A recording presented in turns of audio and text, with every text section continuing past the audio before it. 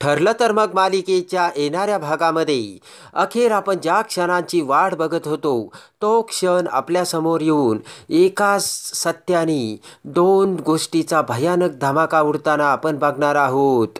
तन्वीच्या नावे प्रॉपर्टी करायला गेलेल्या रविराज समोर जेव्हा प्रॉपर्टीचे पेपर रविराज तन्वीच्या हातात देत असतो त्यावेळेस भर दरवाजात येऊन थांब रविराज असे म्हणत आता प्रतिमाने साक्षात येऊन रविराजला थांबवलेले असते. आणि जेव्हा रविराज ते पेपर देत असताना प्रतिमाला बघतो तेव्हा भयानक सत्याचा डोंब उठून अखेर रविराजांचे स्वप्न पूर्ण झालेले असते. आणि त्याच वेळेस आता तन्वीचा खेळ खल्लास होताना आपल्याला बघावयास मिळणार आहे.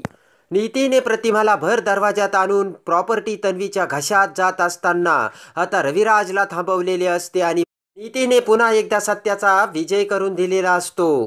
त्यामध्ये आता रविराज ह्या प्रतिमाच्या आठवणीत आता स्वतःच्या जीवाला खात असतो. तन्वीच्या लग्नाची रविराजला आता काळजी लागून राहिलेली असते आणि आता इकडे विचार करत असलेला रविराज अखेर एक भयानक निर्णय घेतो. प्रतिमा आणि रविराज ज्या वेळेस त्यांना तन्वी झालेली असते त्याच वेळेस त्यांनी एक मोठा निर्णय घेतलेला असतो आणि त्यांना मुलगा नसल्यामुळे रविराज प्रतिमाने म्हटलेले असते की जेव्हा आपण तन्वीचे लग्न करू तेव्हा आपल्या नावे असलेली तन्वी आपली प्रॉपर्टी आपण तन्वीच्या नावे करू.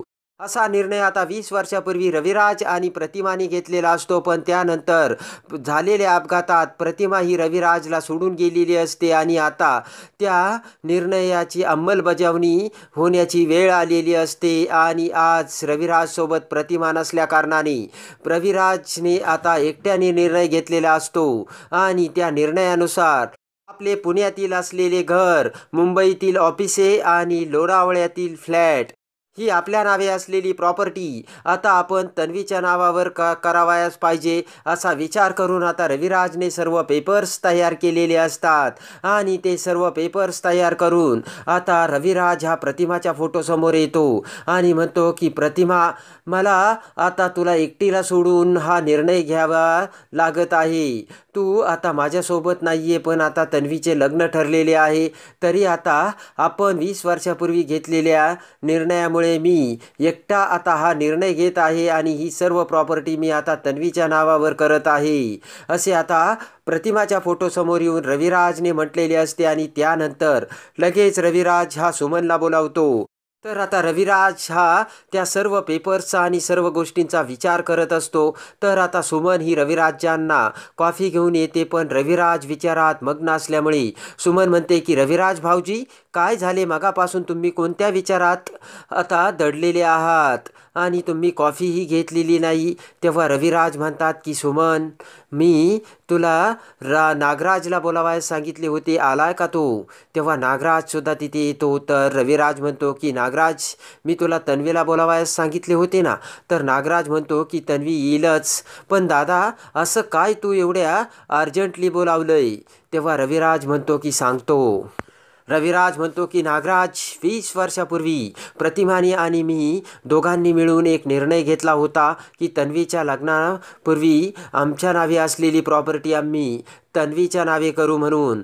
पण आज प्रतिमा माझ्यासोबत नाही आहे तेव्हा मला एकट्याला हा निर्णय घ्यावा लागत आहे आणि मी माझा लोणावळ्यातील फ्लॅट, मुंबईतील ऑफिस आणि पुण्यातील घर जी काही माझी प्रॉपर्टी आहे ना ती मी आता तन्वीच्या नावावर करत आहे आणि तसे मी पेपर्ससुद्धा बनवलेले आहे.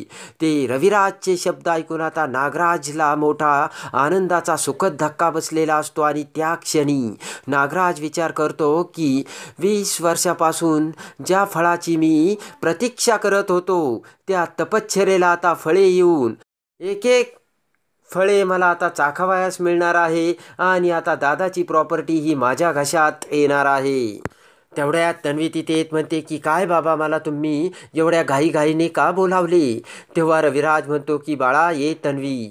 रविराज म्हणतो की तन्वी तुझे आता विपुलसोबत लग्न होणार आहे आणि त्यासाठी आता 20 वर्षापूर्वी प्रतिमा आणि मी मिळून निर्णय घेतला होता की आमच्या नावी असलेली प्रॉपर्टी लग्नाच्या अगोदर मी तुझ्या नावे करील.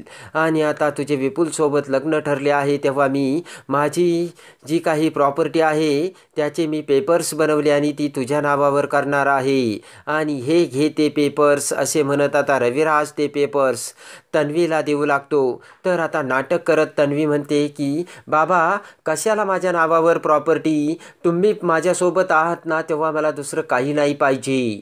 तन्वीचे ते बोलणे ऐकून आता इकडे मोठे डोळे करून नागराज आता तन्वीकडे बघतो आणि तन्वीला खुणावतो.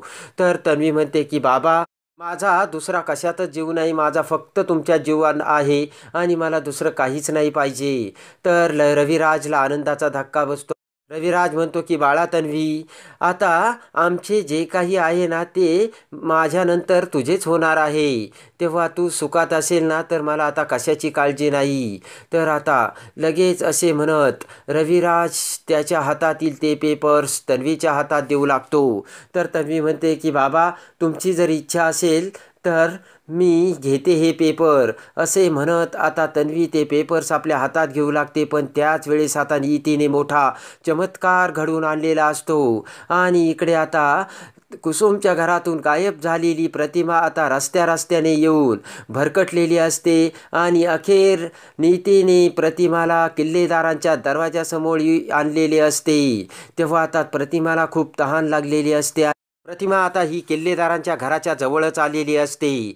इकडे आता रविराज हा तन्वीच्या हातात पेपर देत असताना अचानक भिंतीवरचा प्रतिमाचा फोटो खाली पडतो आणि त्याचा जोराचा आवाज होऊन त्याच्या काचा झालेल्या असतात. आणि त्या क्षणी रविराज हा पाठीमागे बघतो तर प्रतिमाचा फोटो खाली पडलेला बघून रविराजला मोठा धक्का बसतो आणि लगेच रविराज तो फोटो हातात घेतो आणि नक्कीच काहीतरी संकेत असल्याचा आता रविराजला भास होऊन रविराजची खात्री होते. प्रतिमाचा फोटो आज एवढ्या दिवसानंतर खाली कसा पडला याचा आता रविराजला मोठा अचंब वाटलेला असतो. तर आता नागराज म्हणतो की दादा अरे हा फोटो वाऱ्याने येऊन पडला असेल, तू त्याची नको काळजी करू असे म्हणत आता नागराज सुमनला लगेच तो फोटो पुन्हा भिंतीवर लावावयास सांगतो. तर सुमन म्हणते की हो लगेच मी करते. इकडे आता रविराजला काय करावे आणि काय नाही समजत नसते. प्रतिमाचा फोटो कसा पडला असा विचार आता रविराज करू लागतो. पण आता लगेचच रविराज त्याच्या हातातील पेपर्स पुन्हा तन्वीच्या हातात देऊ लागतो. पण त्याच वेळेस भर दरवाजात थांबा असे म्हणत आता प्रतिमा तिथे आलेली असते आणि सर्वांचे लक्ष प्रतिमाकडे जातात.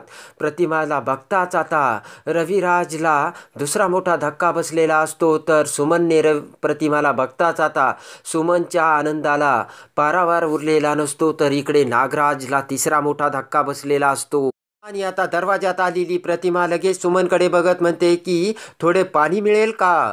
तेव्हा आता प्रतिमाचे ते शब्द ऐकताच पळतच सुमन ही आता रविराजकडे बघत प्रतिमाकडे बोट दाखवते आणि म्हणते की प्रतिमा आत्या आली, आपली प्रतिमा आत्या आली. आणि लगेच रविराज हा त्याच्या हातातील पेपर्स तसाच घेऊन आता प्रतिमाकडे येऊ लागतो. रविराजला आपल्या डोळ्यावरती विश्वास बसत नसतो आणि डोळे पुसत आता रविराज पुढे येत असतो. तर आता नीतीने पुन्हा एकदा प्रतिमाला भर दरवाजात आणून रविराजांची भेट करून आता तन्वीच्या नावे होत असलेली प्रॉपर्टी आता थांबवलेली असते आणि आता नीतीने मोठा खेळ दाखवलेला असतो. तर आता तन्वी ही खरी तन्वी नसल्याचे सत्य रविराज समोर येऊन ते प्रॉपर्टीचे पेपर्स रविराज कसे फाडून टाकतो हे बघण्यासाठी आणि ठरलं तर मग मालिकेच्या डेली अपडेटसाठी आपल्या चॅनलला लाईक करा, सबस्क्राईब करा.